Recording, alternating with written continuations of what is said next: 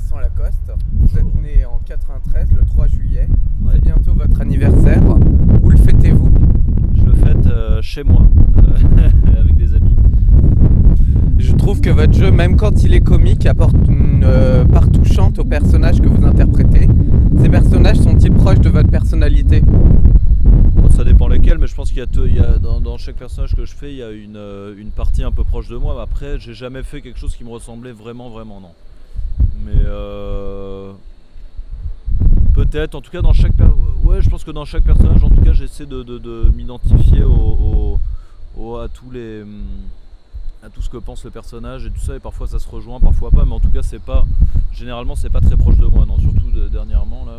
Je pense que dans le film de Justine Triet, il peut y avoir des trucs un peu qui se rapprochent, ou alors dans le film de... Sinon non, je vois pas trop, non. Comment est le vrai Vincent Lacoste alors? Très... non mais je sais pas comment je suis, je sais pas, je pense que je suis assez... Je suis quelqu'un, je pense, d'assez anxieux, mais assez simple en fait. Dans les plateaux télé, on vous interroge tout le temps par rapport à votre génération. Est-ce que vous en avez pas marre de la représenter pour les journalistes? Je pense pas vraiment que je représente ma génération, à vrai dire, ou en tout cas, j'ai pas l'impression, quoi. Je pense que même au sein d'une génération, il y a plusieurs générations, quoi. Et je pense que sa génération, en tout cas, on peut se la créer nous-mêmes, en fait, avec des amis, avec des gens qu'on rencontre, et tout ça, des gens de qui on se rapproche, mais j'ai pas l'impression d'être je sais pas, oui, parfois on me dit ça, mais c'est surtout parce que j'ai commencé jeune et que j'ai fait un film un peu comme Les Beaux Gosses qui parlait de l'adolescence, un peu machin, mais bon, qui parlait de l'adolescence de certaines personnes dans certains milieux et surtout même dans ce sein-là de personnes particulières. Tout le monde n'est pas comme ça, en fait. C'est difficile de parler dans une génération, dans une totalité. C'est pas comme s'il y avait un mouvement radical en ce moment comme le punk ou un truc comme ça, ou les hippies. En fait, je pensais surtout à ce qu'avait dit Léa Salamé sur le plateau de On n'est pas couché, que vous ressembliez beaucoup dans Hippocrate à votre génération. Oui, mais après c'était peut-être un peu une blague ça, mais j'ai pas l'impression. Non, pas spécialement en plus. En plus, elle avait dit que la génération était un peu molle et apathique, mais c'est surtout la vision. Je pense que absolument pas en plus. Je pense que c'est surtout la vision qu'en ont les gens plus âgés et qui a une projection de leur propre jeunesse. Est-il plus risqué de jouer avec Kervern et Delépine ou de jouer avec Satouf? Oh, rien n'est risqué. Enfin, c'est pas très risqué de jouer dans des films, hein, franchement.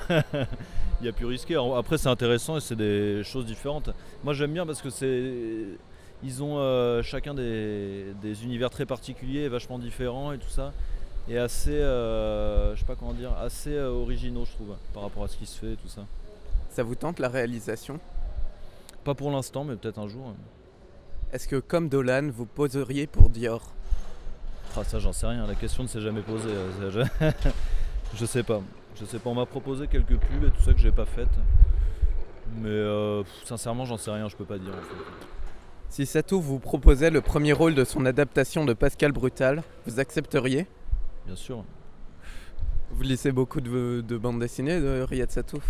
Oui, Riyad Satouf, je les ai toutes lues, ouais. Quand même, c'est un de mes meilleurs amis et tout ça. Et puis je trouve que c'est un super auteur de BD, quoi. En ce moment, là, c'est un des meilleurs, vraiment, quoi. Et à part ça, vous lisez d'autres BD J'ai d'autres BD, ouais. Moi, j'aime beaucoup Margerin. Je lisais plus de BD quand j'étais jeune et tout ça, mais enfin quand j'étais enfant plutôt. Mais maintenant, si, je continue à lire des BD, surtout celles de Riyad. En France, en ce moment, il y a des bons auteurs comme Blin et tout ça. C'est Mathieu Sapin. Ouais. Mais sinon, moi j'aime bien. Moi j'ai grandi avec Margerin, j'aime beaucoup Tintin, j'aime beaucoup Franquin, j'aime bien les mangas aussi. Enfin, voilà. Vous présentez Reynaldo et Clara de Bob Dylan. Pourquoi Bob Dylan et pourquoi ce film? Moi je suis un immense fan de Bob Dylan depuis très longtemps et tout. Je trouve que c'est vraiment le plus grand génie de la musique, quoi. Il a eu des périodes tellement différentes et tout ça, tellement. Puis surtout, ses textes sont magnifiques. Enfin, moi je trouve que c'est vraiment un artiste incroyable. Et Reynaldo et Clara parce que c'est un film un peu inconnu et tout ça, enfin un peu inconnu, pas inconnu, mais en tout cas qu'on n'a pas souvent l'occasion de voir parce qu'il a été longtemps pas disponible. Enfin d'ailleurs il est encore en fait totalement. Là par exemple c'est une version sans sous-titres et tout ça, c'est une VHS machin. Enfin la copie est plutôt bonne d'ailleurs, mais en fait on a peu l'occasion de le voir. Du coup j'avais jamais eu l'occasion de le voir, juste quelques morceaux sur YouTube et tout ça. Et en plus c'est sur une période de Dylan qui est dans le milieu des années 70 que moi j'aime beaucoup en fait, les albums Desire et Blood on the Tracks qui sont parmi mes préférés et tout ça, donc ça m'intéresse de voir ça en plus. Et pour l'instant, il vous plaît? Ouais, moi j'aime beaucoup. Ouais. Donc Melville Poupeau présente aussi un film scénarisé par Dylan. Y a-t-il un complot? Bien sûr, on s'est passé le mot avant. Non, mais Melville, c'est un super pote à moi. En plus, on s'est rencontrés notamment aussi autour de Dylan, parce que lui, c'est un immensissime fan, mais il me dépasse largement dans la connaissance de Dylan et tout ça. C'est-à-dire que lui, il connaît tous les bootlegs, tous les trucs. Il connaît même les émissions de radio qu'il a faites, qu'il enregistre et tout ça. Lui, c'est vraiment un Dylanophile, quoi, un pur et dur. Plutôt Bob Dylan ou Daft Punk? Bah, franchement, moi j'aime beaucoup Daft Punk, mais Bob Dylan, c'est mon héros, quoi. Le cinéma en un mot? Alors là, j'en sais rien. Cinéma, quoi. Le cinéma en un film? Oh, c'est impossible. Vous avez le droit à plusieurs alors.